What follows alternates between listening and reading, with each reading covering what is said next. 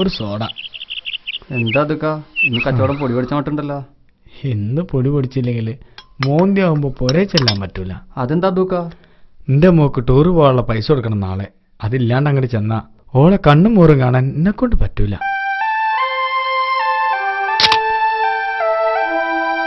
കുട്ടികളങ്ങനെയാ, ഓർക്ക് വേണ്ട കൊടുത്തല്ലേ പറ്റൂ. ഞാൻ ഈ പെടാപാട് വിടുന്നതൊക്കെ എന്റെ കുട്ടികളെ നല്ല നിലയിൽ എത്തിക്കാൻ വേണ്ടിയാ. ഒടുക്കം ഒരു തിരിഞ്ഞു വെത്താതിരുന്നാ മതിയായിരുന്നു. ഞാനേതായാലും വീട്ടിലേക്കൊന്ന് ചെല്ലട്ടെ. അസ്സലാമു അലൈക്കും.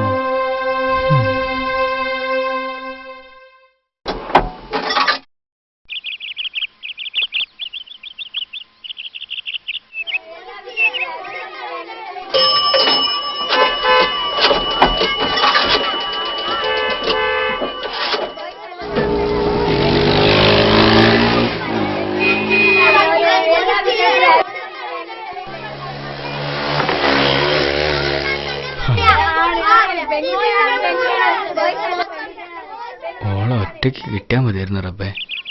കൂട്ടത്തിലാവുമ്പോൾ ഓക്ക് കുറച്ചിലാവും. മീൻകാർ അദ്വന്റെ മോളുടെ കൂടെ കളിക്കാൻ പിന്നെ കുട്ടികളുണ്ടാവില്ല. എന്താ ഒരു വഴി?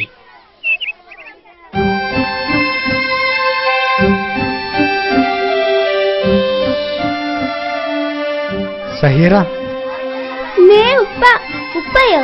ആരുടെ ഉപ്പ? എന്റെ ഉപ്പ.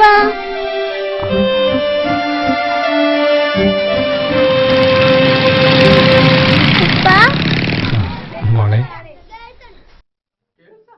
നിങ്ങളുടെ സൈറയ ഞങ്ങളുടെ ക്ലാസ്സിൽ ഏറ്റവും നന്നായി പഠിക്കുന്ന കുട്ടി. അതെയോ? അല്ലല്ല, മാഷ്മാർക്ക് ഇവളെ എന്തിഷ്ടാണെന്നറിയോ? ഏതായാലും മോള് ചെന്ന് ഈ പൈസ മാഷ്ക്ക് കൊണ്ട് കൊടുക്കും. അപ്പോ മക്കള് വെക്കോ.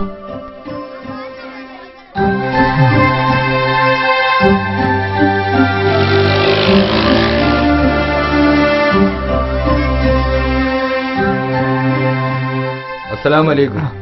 വാലൈക്കും. അല്ലാത്തോ അന്റെ മീൻ കച്ചവടം ഇപ്പൊ സ്കൂളിലും തുടങ്ങിയോ? അല്ല, ഞാൻ മോക്ക് ടൂറിന് പോകാനുള്ള പൈസ കൊടുക്കാൻ വന്നതാ. ആ അതന്നെ, മോനും പറഞ്ഞ് ഇന്നാണ് ലാസ്റ്റ് ദിവസം ഒന്ന്. ഞാനും അതിന് വന്നതാ. ഞാൻ അവളെ ഒറ്റയ്ക്ക് വിളിച്ച് പൈസ കൊടുക്കാന്ന് കരുതി വന്നേന്നു.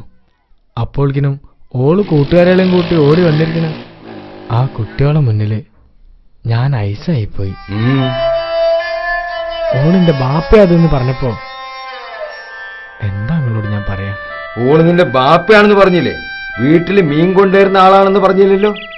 അതോ നീ ഒന്ന് മനസ്സിലാക്കിക്കോ.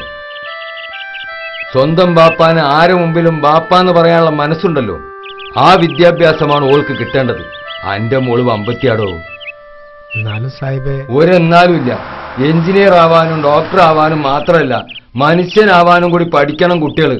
അതില്ലാത്തതിന്റെ കുറവാ കുത്തിക്കൊന്നും ഒളിച്ചോടി പോയിന്നൊക്കെ ദിവസവും നമ്മൾ പത്രത്തിൽ വായിക്കുന്നത്. പഠിപ്പ് മാത്രം പോരാ, സംസ്കാരം കൂടി ഉണ്ടാവണം.